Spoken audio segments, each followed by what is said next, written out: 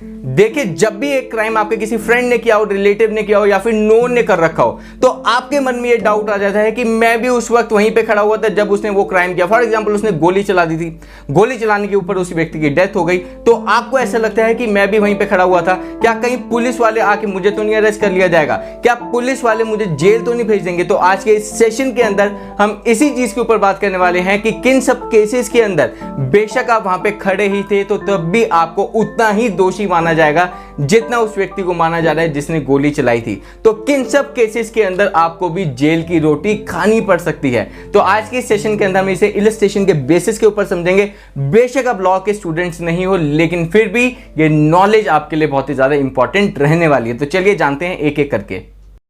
तो चलिए अब जानते हैं कि आखिर जो कॉमन इंटेंशन होती है वो किस चीज के बारे में बताती है। सबसे पहले आप इसके अंदर आईपीसी का सेक्शन पढ़ो जो बताता है, section number 34, that acts done by several person in furtherance of common intention. यानी कि क्या बता रहा है कि अगर कोई भी एक्ट किया जा रहा है इन furtherance of the common intention, कि जो उनका कॉमन इंटेंशन है उसको चलते हुए उसको पूरा करने में अगर कोई भी एक्ट किया जा रहा है तो वो सेक्शन 34 का पार्ट बनेगा। देखिए क्या कहता है, when a criminal act is done by several person in furtherance of the common intention of all, each of such persons is liable for that act in the same manner as if it were done by him alone।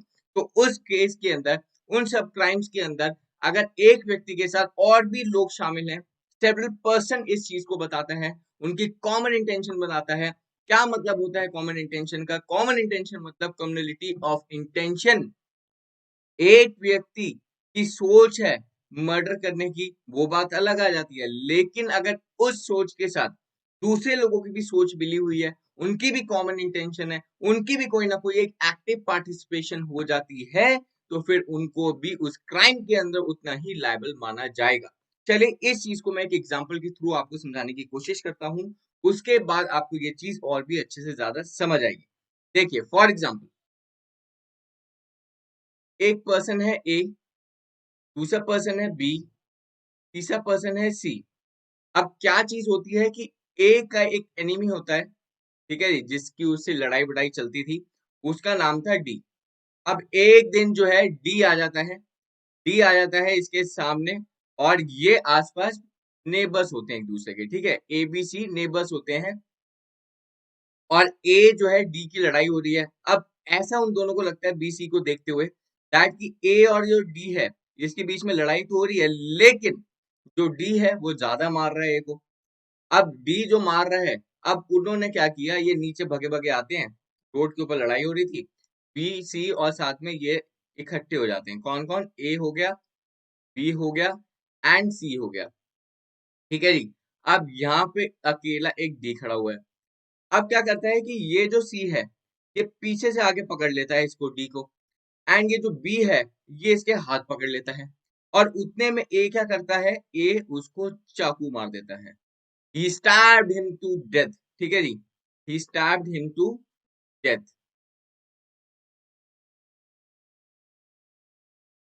अब बात क्या हुई? बात ये हुई कि ये जो ए है, अब ए के ऊपर आप सभी बताइए कौन सा ऑफेंस लगेगा? मर्डर का लगेगा। कौन सा बताता है? सेक्शन 302, ठीक है जी, कौन सा बताता है? सेक्शन 302, क्या? मर्डर का। अब बात आती है कि क्या बी और सी भी लायबल होंगे इस ऑफेंस को करने में?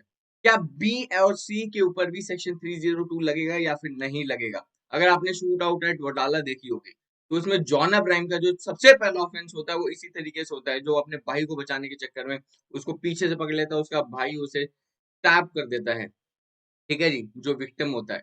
तो उसी तरह का केस इसमें एग्जांपल हमने भी लिया है। तो ये बताइए कि क्या बी और सी को भी लायबल माना जाएगा उस मर्डर के अंदर? तो इनको भी बिल्कुल माना जाएगा, इनके ऊपर भी सेक्शन 302 लगेगी, सेक्शन 302 लगेगी, एंड इनके साथ सेक्शन 34 भी लगेगी। सेक्शन 34 क्या कहता है? Common intention. एक क्राइम को करने के लिए, एक क्राइम को करने के लिए जब इन तीनों की सोच एक जैसी है, इसने पकड़ा, उसके हाथ पकड़ लिए, उसने उतने में चाकू मार दिया, तो उन तीनों की उस ऑफेंस को करने में एक्टिव पार्टिसिपेशन रही है, और इसी चीज को सेक्शन नंबर 34 आपका बताता है। सेक्शन 34 आपका इंडियन पिनल कोड का one of the most important topic है। जब भी आप कोर्ट के अंदर जाओगे, जितने भी केसेस चल रहे होते हैं, केस के अंदर को एक्यूज जो बनाए जाते हैं वो सेक्शन 34 के बेसिस के ऊपर ही बनाए जाते हैं कि भैया इनकी भी एक्टिव पार्टिसिपेशन थी। ठीक है जी, रॉबरी करने गए हैं तो रॉबरी करने में इनका भी हाथ था। इसमें आप एक और एग्जाम्पल लीजिए, इसमें आप एक और एग्जाम्पल लीजिए, उसके बाद आपको अच्छे से समझ आएगा। चलिए पहले मैं इस चीज को थोड़ा सा आपको बता देता हूँ। ठीक है, थ्योरेटिकली हम इस चीज को समझ लेते हैं। इस चीज को देखिए कि एबीसी जो है, खाली ए ने उसको स्टैब किया, ठीक है जी, खाली ए ने उसको चाकू मारा, और लेकिन बी सी को भी उसके अंदर उतना ही भागीदार माना जाएगा जितना कि ए को माना जा रहा है। और ऐसा इसलिए बिकॉज इनकी एक्टिव पार्टिसिपेशन उस क्राइम के अंदर रही है। क्या रही है? एक्टिव पार्टिसिपेशन रही है। ठीक है जी, बात समझ आ रही है कि एक्टिव पार्टिसिपेशन अगर किसी भी पर्सन की होती है क्राइम करने के अंदर, तो उसको भी उतना ही दोषी माना जाता है जितना कि करने वाले को माना जाता है। Active participation.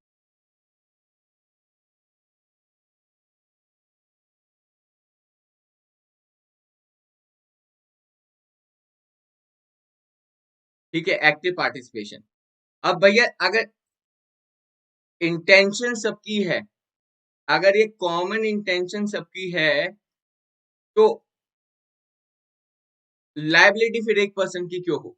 लायबिलिटी फिर एक पर्सन की क्यों हो? तो लायबिलिटी भी सभी की होती है। ठीक है जी, लायबिलिटी भी सभी की होती है। और कॉमन इंटेंशन को आपको ये समझना चाहिए कि ये जो कॉमन इंटेंशन होता है, ये आपकी एक कंस्ट्रक्टिव लायबिलिटी भी बनाता है, एक कंस्ट्रक्टिव एंड जॉइंट लायबिलिटी बनाता है। क्या बनाता है? And joint liability. Constructive liability का मतलब क्या होता है कि अगर ए को एक्यूज बनाया जा रहा है डी का मर्डर करने के लिए, तो बी एंड सी को भी उतना ही लायबल ठहराया जाएगा, उनकी भी ये कंस्ट्रक्टिव लायबिलिटी बन जाती है। ये ए ने जो चाकू मारा है डी को, तो वो खुद ब खुद अपनी कॉमन इंटेंशन तो दिखा ही रहा है, अपनी इंटेंशन को तो दिखा ही रहा है, लेकिन साथ ही में बी और सी की भी इंटेंशन को दिखा रहा है चाकू मारने पर, बिकॉज बी और सी ने उसको पकड़ा हुआ है। बात समझ आ गई? कॉमन इंटेंशन समझ आया आपको? नहीं आया? तो इसी चीज को लेते हुए ये कंस्ट्रक्टिव लायबिलिटी भी बनाता है। बात होती है कि इन फर्दरेंस ऑफ कॉमन इंटेंशन, इसमें अगला एक एग्जांपल लीजिए। देखिए, अब बनाते हैं एक रॉबरी का पार्ट। ठीक है, अब बनाते हैं एक रॉबरी का पार्ट कि रॉबरी करते हुए एक व्यक्ति गेट के ऊपर खड़ा हुआ था। ए, बी, सी, डी। ठीक है, ये चार दोस्त थे, इन्होंने सोचा कि हमें एक बैंक रॉबरी करनी है। पैसों को इनको ज्यादा लालच था, सोच रहे थे करोड़ों रुपए कमाने का एक साथ ही। तो इन्होंने प्लान किया भैया बैंक रॉबरी करते हैं। अब ए बी सी डी जो थे, अब ये प्लान कर रहे हैं, और प्लान के मुताबिक फॉर एग्जांपल इन्होंने प्लान किया कि हम 20 सितंबर को रॉबरी करेंगे। 28 सितंबर 2021 इन्होंने प्लान किया हम रॉबरी करेंगे, और ठीक उसी दिन सुबह निकल जाते हैं रॉबरी करने। अब क्या होता है कि जो बी, ए, बी और सी होते हैं, ये बैंक के अंदर चले जाते हैं। ठीक है जी, ये बैंक के अंदर चले जाते हैं। और ये जो डी होता है, ये बाहर गेट के ऊपर खड़ा होता है। कहाँ पे खड़ा होता है? गेट के ऊपर, उनको सिक्योरिटी प्रोवाइड करने के लिए, उनको सिक्योरिटी प्रोवाइड करने के लिए। देखना भी तो है, कोई आना जाए बैंक के अंदर, बोल देंगे कि आज बैंक बंद है भैया, शटर डाउन है। उसको चलते हुए वो डी प्लान कर रहा था, वो डी काम कर रहा था उस चीज को लेकर। लेकिन एबीसी जैसे ही बैंक में जाते हैं, वहां पे एक गार्ड होता है। अब गार्ड इनके ऊपर भैया, इनको उल्टा उनके ऊपर फायरिंग करने लग जाता है। इनके हाथ में यहाँ से बंदूकें होती हैं। अब इस चीज के अंदर क्या होता है, सबसे पहली जो फायर की थी वो ए ने करी। अब गार्ड को उसमें गोली लग जाती है, गार्ड को गोली लग जाती है, लेकिन गार्ड कुछ भी नहीं कर पाता और गार्ड की वहीं पे डेथ हो जाती है। अब गार्ड के साथ साथ उन्होंने बैंक मैनेजर को भी गोली मार दी, बिकॉज उसने पैसा देने से मना कर दिया। अब ये जो ए बी सी, ये जो ए बी सी जो है, अब इन्होंने बैंक रॉबरी करते करते मर्डर भी भैया वहां कर दिया है। मर्डर कर दिया है, और किसका कर दिया है? गार्ड का कर दिया है, और एक मैनेजर साहब का कर दिया है। ठीक है जी। अब इनके ऊपर बात आई कि भैया अटेम्प्ट टू किया है इन्होंने रॉबरी का, तो वो तो ऑफेंस लगना ही लगना है, इन सभी के ऊपर लगना है। लेकिन इसमें जो मेन चीज वो आई कि इन्होंने ये जो मर्डर किया है सेक्शन 302 को लेकर, ये क्या डी के ऊपर लगेगा? बिकॉज डी जो है सिक्योरिटी प्रोवाइड कर रहा था गेट पर, उसे कुछ भी नहीं पता था कि बैंक के अंदर क्या हो रहा है। वहां पे सिर्फ और सिर्फ ए बी सी ही शामिल थे। तो क्या डी को लेबल माना जाएगा या फिर नहीं? क्या डी को लेबल माना जाएगा या फिर नहीं? सेक्शन 302 के अंदर क्या उसके ऊपर सेक्शन 34 लगेगी या फिर नहीं? तो आपको इस चीज के अंदर समझना है कि D shall also be liable for the same offence जो उनके ऊपर लगा है एबीसी के ऊपर। कि एबीसी जो है, एबीसी के ऊपर किस चीज का मर्डर का ऑफेंस लगा है सेक्शन 302 एंड 34 का, तो डी को भी उतना ही लायबल माना जाएगा, बेशक वो गेट के ऊपर खड़ा हुआ है, लेकिन उसकी भी उस क्राइम को करने में एक एक्टिव पार्टिसिपेशन थी। और इसी चीज को हमारा सेक्शन नंबर 34 बताता है।